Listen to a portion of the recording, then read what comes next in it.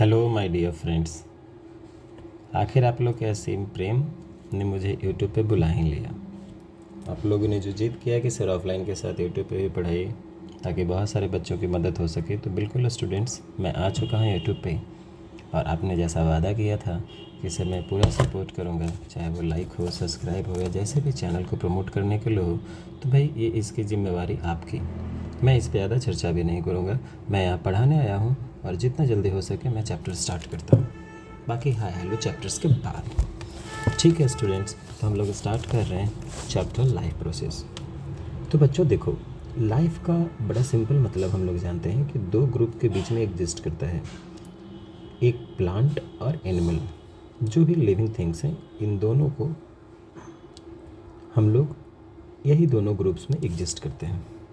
अच्छा, प्रोसेस का plural form है प्रोसेस, जिसका बड़ा सिंपल मतलब होता है कि परफॉर्मिंग वेरियस फंक्शंस। याद रखिएगा, बहुत सारे यहाँ पे हम लोग परफॉर्मिंग भी मेंशन कर देते हैं। बहुत सारे फंक्शंस को परफॉर्म जब हम करते हैं तो उसे प्रोसेसेस कहते हैं। यानी यहाँ बड़ा कितना सिंपल मतलब है कि लिविंग थिंग्स बहुत सारे कामों को, बहुत सारे फंक्शंस को जब करेगा तो उसे ही हम लोग लाइफ प्रोसेस बोलेंगे। लेकिन कौन से कामों को, फंक्शंस कौन से? तो लिविंग थिंग अपना लाइफ एग्जिस्ट करने के लिए कौन कौन से वर्क को कर सकता है? तो बड़ा सिंपल है। जैसे कि वो क्या करता है लिविंग थिंग्स, तो ग्रोथ और डेवलपमेंट करता है। अच्छा, ग्रोथ और डेवलपमेंट कैसे करेगा बाबू? तो न्यूट्रिशन ले करके। अच्छा, न्यूट्रिशन के साथ साथ लिविंग थिंग्स और क्या कर सकता है? तो जब वो खाना खाया है तो उसे एनर्जी भी चाहिए, तो उसके लिए वो रेस्पिरेशन करेगा।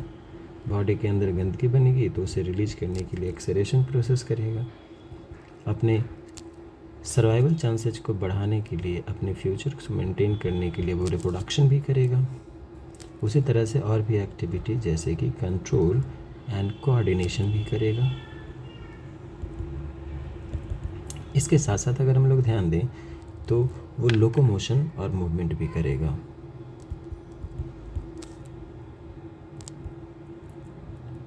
और हम लोग को लाइफ प्रोसेस में हर एक ये पार्ट्स के बारे में कि वो कौन कौन से परफॉर्म कर रहा है फंक्शंस, इस चीज़ को पढ़ना है। अच्छा, आप देखो, अब हम यहाँ पे इस चीज़ को बहुत अच्छे से डिलीवर किया जा सकता है कि जब कभी भी लिविंग थिंग्स, जो भी आपका हम लोग देख पा रहे हैं कि ये जो लिविंग थिंग्स है, लिविंग थिंग्स बहुत सारे फंक्शंस को परफॉर्म करने वाला है। जैसे ग्रोथ और डेवलपमेंट करेगा, ग्रोथ डेवलपमेंट के साथ nutrition, respiration, एक्सरेशन, even reproduction, control and coordination, locomotion and movement, ये सब सारे फंक्शंस करेगा। सवाल ये आता है कि ये सब सारे फंक्शंस क्यों करेगा? तो for survival of life on अर्थ, यानी धरती पे अपने लाइफ को एग्जिस्ट करने के लिए करेगा। टू मेंटेन, टू सस्टेन, है ना, to sustain their life on earth. बहुत आसानी से समझेंगे, और इसी को हम लोग लाइफ प्रोसेस कहते हैं। बस इस तरीके से चेन घुमाना है। जैसे लाइफ का मतलब जान गए आपकी लिविंग थिंग्स होता है, प्रोसेस का मतलब भी जान गए कि बहुत सारे फंक्शंस को परफॉर्म करता है। और ऐसा क्यों करेगा? तो ऐसा करेगा to sustain their life on earth. इसीलिए कंप्लीट डेफिनेशन हमारा बनता है कि living things performing various functions like growth, nutrition, respiration, excretion, reproduction, control, coordination, locomotion and movement to sustain their life on earth. धरती पे जिंदा रहने के लिए, अपने फ्यूचर्स को मेंटेन करने के लिए बहुत सारी प्रक्रिया को वो अपनाता है। उन्हीं प्रक्रिया में से कुछ प्रक्रिया, ग्रोथ, न्यूट्रिशन, रेस्पिरेशन, ये सब सारे को हम लोग एक्सप्लेन कर देंगे। इसी प्रक्रिया को, इसी प्रोसेस को हम लोग लाइफ प्रोसेस कहते हैं। अगर आप देखें भी, जो मैंने पीपीटी का एक फॉर्म रखा है, इसमें भी मेंशन करा है कि ऑर्गेनिज्म क्या करता है, बहुत सारे प्रॉपर्टी को शो करता है। जैसे कि मूवमेंट शो करेगा, आप देख सकते हो। और मूवमेंट कैसा? तो ग्रोथ रिलेटेड, विजिबल मूवमेंट्स भी होंगे, है ना। आप देखो कैसा मूवमेंट्स होगा भाई, तो विजिबल मूवमेंट्स होगा। अब विजिबल मूवमेंट्स कैसा होगा भाई? जो आप देख सकते हो, उसके लाइफ को जो एक्सप्लेन कर सकता है। ऐसा नहीं है कि सारे विजिबल ही होंगे, कुछ विजिबल नहीं भी होंगे। बिना सांस लिए तो कोई भी ज़िंदा नहीं रह सकता है। वायरसेस के बारे में यहाँ पे नॉर्मली मेंशन कर के लिखा है, इसलिए वो पॉइंट्स को हमने बताना बहुत ज़रूरी समझा। कि वो तो किसी तरह का मॉलिक्यूलर मूवमेंट भी नहीं शो करता जब तक कि वो होस्ट ना हो जाए, जब तक कि वो किसी सेल के अंदर ना चला जाए। तो ये वायरस के केस में हम लोग उसे बाउंड्री लाइन के बीच में रखते हैं, लिविंग थिंग्स और नॉन लिविंग थिंग्स के बाउंड्री लाइन के बीच में। अच्छा, कुछ बेसिक बात मैं आपको बता दूं कि जैसे आप लोगों ने पहले भी पढ़ रखा है कि हम लोग जानते हैं कि जैसे ये सेल होता है और सेल के 3 इम्पॉर्टेंट कंटेंट हैं। जैसे आउटर लेयर्स को हम लोग सेल मेम्ब्रेन कहते हैं, ये आपको अच्छे से पता है। जो फ्लूइड्स होते हैं, चूँकि उसे हम लोग प्लाज्म का मतलब ही फ्लूइड होता है, तो उसे हम लोग साइटोप्लाज्म कहते हैं। और आप खुद से गौर करो कि जो इंटरनल ब्रेन ऑफ द जिसे सेल हम लोग कहते हैं वो क्या कहलाता है? न्यूक्लियस कहलाता है। और अगर आप नॉर्मली सोचो कि इस न्यूक्लियस को हम एक्सप्लेन अगर करें, इसके अंदर अगर देखें ये न्यूक्लियस के अंदर, तो बहुत सारे प्रोटीन के फाइबर्स, थ्रेड लाइक स्ट्रक्चर्स हमें देखने को मिलेंगे। और इन्हीं थ्रेड लाइक स्ट्रक्चर्स को क्रोमैटिन फाइबर्स कहते हैं। ये बस सिंपली आप ना इसे देख के समझो, ज़रूरी नहीं है कि आप याद रख लो कैसा स्ट्रक्चर्स होता है, और लाइफ प्रोसेस में इनका बहुत योगदान है। क्यों, हम लोग समझेंगे। क्रोमैटिन फाइबर्स के बाद अगर आप देखें तो क्रोमैटिन फाइबर्स एक स्ट्रक्चरल फॉर्म में होता है, हाईली कंडेंस। और ये जब देखोगे तो हाईली कंडेंस ये किस रूप में होता है? तो एक फॉर्म लेता है, और इसी फॉर्म को हम लोग क्या कहते हैं? क्रोमोसोम कहते हैं। क्या कहते हैं बच्चा? क्रोमोसोम कहते हैं। और ये जो क्रोमोसोम बनता है, अच्छा नॉर्मली आप देखो ना, सेंटर से जुड़ा हुआ है, तो सेंटर से जुड़ा हुआ है इसलिए हम लोग इस पोर्शन को बोलेंगे सेंट्रोमेयर। क्लियर? और ये जो इसका आर्म्स है, तो ये आर्म्स को हम लोग बोलते हैं क्रोमैटिड्स। क्या बोलते हैं बच्चे? क्रोमैटिड्स। क्लियर? अच्छा, आप गौर करो, ये इतना हाईली कंडेंस, जैसे आप छठ में नॉर्मल हम लोग क्या करते हैं? माला पहनते हैं। आप देखो को बहुत हाईली कंडेंस होता है। अगर धागा हल्का खुलेगा तो बहुत लंबा खुलता है।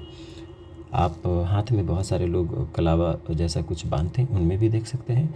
चावल का बोरी भी अगर पैक होता है उसमें बहुत हाईली कंडेंस क्या होता है? कुछ उसी तरह से ही होता है। अगर ये थ्रेड्स को अगर आप देखो और बहुत ही फाइन हम लोग ऐसे खोलते हैं तो कुछ इस तरह का स्ट्रक्चर्स मिलेगा, जिसे हम लोग सिंपली न्यूक्लियोटाइड्स बोलते हैं। और ये सारे के सारे प्रोटीन से ही तो बने हैं। यही न्यूक्लियोटाइड्स में 8 के ग्रुप में आपस में इकट्ठे प्रोटीन होता है, और ये बहुत इंपॉर्टेंट प्रोटीन है, एक तरह का एल्केलिन प्रोटीन। एल्केलिन प्रोटीन कहने का क्या मतलब है?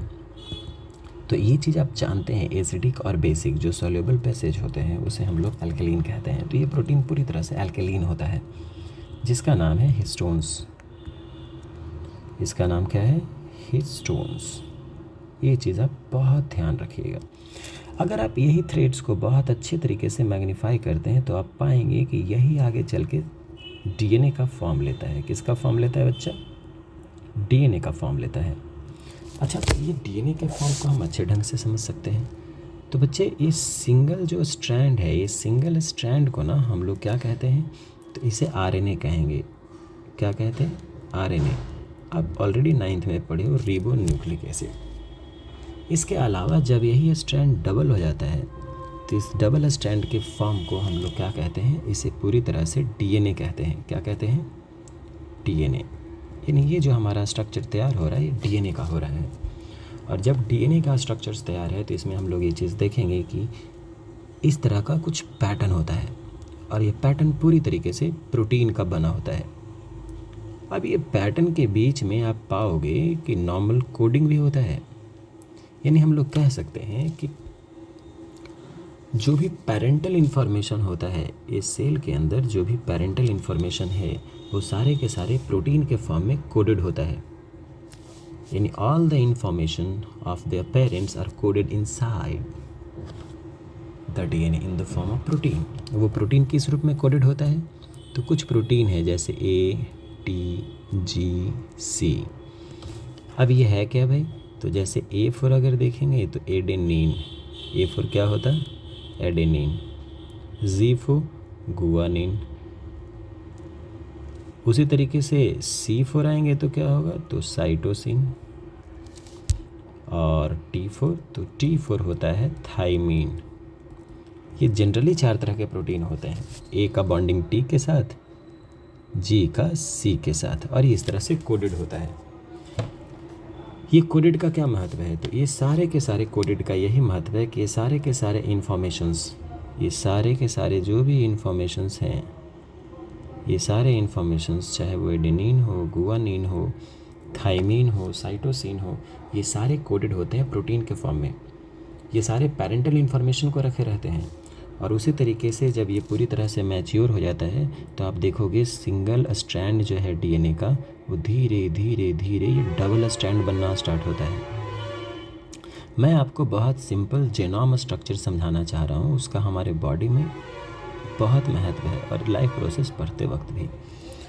ये जब डीएनए रेप्लिकेट करता है, जब डीएनए रेप्लिकेशंस होता है, आप ध्यान से समझोगे, ड्यूरिंग डीएनए जब यहाँ पे रेप्लिकेट करेगा, जब डीएनए क्या करता है भाई, रेप्लिकेट करता है, यानी हम कह सकते हैं कि डीएनए जब भी कॉपिंग होगा, यानी डीएनए जब कॉपी होगा, तो जब भी डीएनए कॉपी होता है, आप ये चीज़, डीएनए जब कभी भी कॉपी होगा, आप ये चीज़ ध्यान से समझोगे। तो हम लोग बात करते हैं कि ड्यूरिंग डीएनए कॉपिंग होता क्या है। तो आपको ध्यान यहाँ देना है कि डीएनए की कॉपी के दौरान चेन ऑफ रिएक्शंस होता है। क्या होता है बच्चा? चेन ऑफ रिएक्शंस, ये आपको ध्यान देना है। Chain of reactions, multiple chain of reactions भी हम लोग समझ सकते हैं, इस चीज़ को अच्छे ढंग से कर लेंगे। ये चीज़ आप अच्छे ढंग से देखना है आपको। जब भी डीएनए कॉपिंग होता है तो हम लोग को ध्यान देना है कि multiple chain of chemical reactions,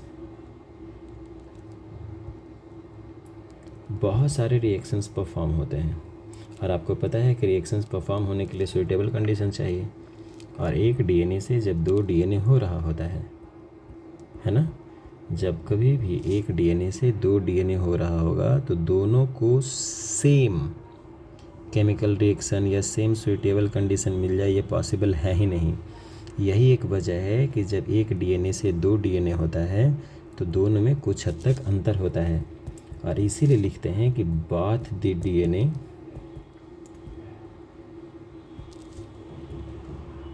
are not exactly same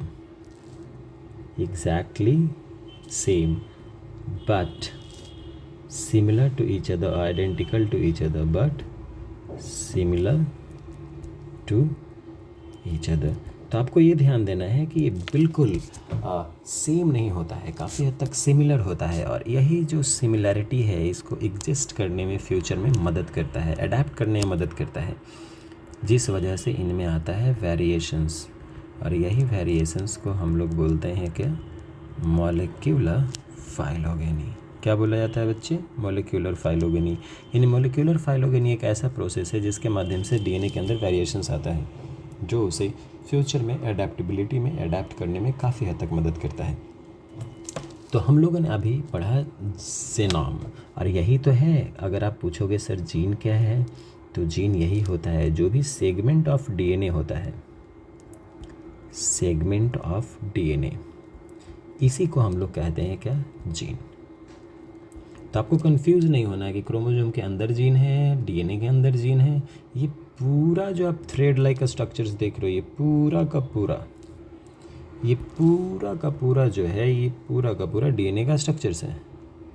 और इसके सेगमेंट को, ये पार्ट जो है, ये स्पेसिफिक एक पार्ट, इसे हम लोग जीन कहते हैं। जैसे मान लीजिए जीन ए एक सेगमेंट है, ये बी सेगमेंट है, ये सी सेगमेंट है। तो इस तरह के इसके सेगमेंट को कहा जाता है। और यही एक कारण है कि लाइफ प्रोसेस जब हम लोग पढ़ाई कर रहे हैं तो आप पूछोगे सर हमें ये सब जानने की क्या ज़रूरत है? तो लाइफ प्रोसेस में यही सब तो इकट्ठे पढ़ना होता है। लाइफ प्रोसेस चैप्टर में जैसे न्यूट्रिशन का डिटेल पढ़ना है, वापस से हम लोगों ने वहाँ पढ़ा कि फंक्शंस रेस्पिरेशन होता है तो इसका पढ़ना है। हमारे बॉडी में सर्कुलेशन भी तो ब्लड का होता है तो उसका डिटेल पढ़ना है, एक्सरेशन का पढ़ना है। इसके बाद ये लाइफ प्रोसेस तक फिर आपका देखोगे सेकेंड चैप्टर में यही तो कर रहा है जो लिविंग बींग्स कर रहा है, कंट्रोल एंड कोऑर्डिनेशन चैप्टर्स के नाम से दे रहा है। और यही आपको थर्ड चैप्टर में आप देखो रिप्रोडक्शन, हम लोग पढ़े हैं कि ये भी तो लाइफ प्रोसेस का ही हिस्सा है। और उसके बाद फिर यही हेरिडिटी एंड इवोल्यूशन, हेरिडिटी जो अभी हमने आपको डीएनए बताया, तो इसके रूप में भी पढ़ना है। तो हमें पढ़ना है सारा का सारा जो भी लिविंग बींग्स फंक्शंस परफॉर्म करता है उन सारे को, लेकिन न्यूट्रिशन से लेके एक्सरेशन तक एक पार्ट में पढ़ना है, कंट्रोल एंड कोऑर्डिनेशन एक अलग चैप्टर बना दिया है, रिप्रोडक्शन भी एक अलग चैप्टर बना दिया है, और हेरिडिटी एंड इवोल्यूशन भी। और इस तरीके से कुल मिला के हमें इतने चैप्टर्स 10th में पढ़ना है। मतलब 10th में हमें नॉर्मली अपने लाइफ के बारे में, प्लांट एंड एनिमल्स किस तरह से एग्जिस्ट करते हैं उसके बारे में ही जानना है। तो हम लोग अब जो भी क्लासेस करेंगे या जो भी समझेंगे तो हर एक पार्ट्स का डिटेलिंग ही करेंगे कि न्यूट्रिशन में क्या क्या और कैसे करेंगे, रेस्पायरेशन, सर्कुलेशन, एक्सरेशन, और इस तरह से सारे टर्म्स को समझेंगे। तो स्टूडेंट्स, अगर आपको अच्छे से समझ में आया तो प्लीज़ सपोर्ट करिएगा। ये आपके ऊपर है, क्योंकि आप लोगों ने बहुत जिद करा था कि सर आप ऑफलाइन पढ़ा रहते हैं ही तो ऑनलाइन भी आ जाइए। तो आप लोग के जिद के वजह से मैं अपना समय देता हूँ। अगर आप लोग का सपोर्ट और आप लोग का सहारा नहीं रहेगा तो मैं कैसे आगे बढ़ पाऊँगा। तो बस अपना इसी तरह से प्रेम देते रहिए। किसी भी तरह का कोई भी इश्यू हो आप कमेंट में बताइए, मैं उसको बिल्कुल हल करूँगा।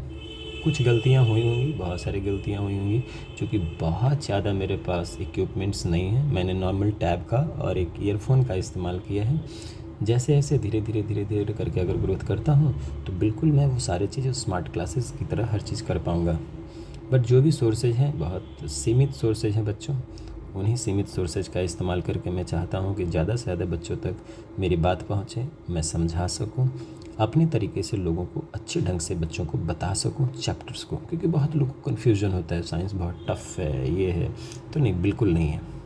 बस आपको अच्छे ढंग से पढ़ने की ज़रूरत है। आगे जितने सारे सेशंस होंगे उसमें मैं कोशिश करूँगा धीरे धीरे, अगर आप लोगों को पसंद आता है तो MCQs कराना, बहुत सारे सैम्पल्स क्वेश्चंस कराना स्पेसिफिक चैप्टर्स के। उसके साथ साथ मैं अगर मोनेटाइज हो जाता है चैनल तो फिर लाइव आकर के बहुत सारे सेशंस भी कराऊँगा। बट ये सब आपके ऊपर है, मैं अपने तरफ से मेहनत करते रहूँगा। बस आप लोग से यही निवेदन है कि थोड़ा सा अपना बस प्यार दीजिए। धन्यवाद। राम राम। जय श्री राम। जय हिंद। जय भारत। Thank you.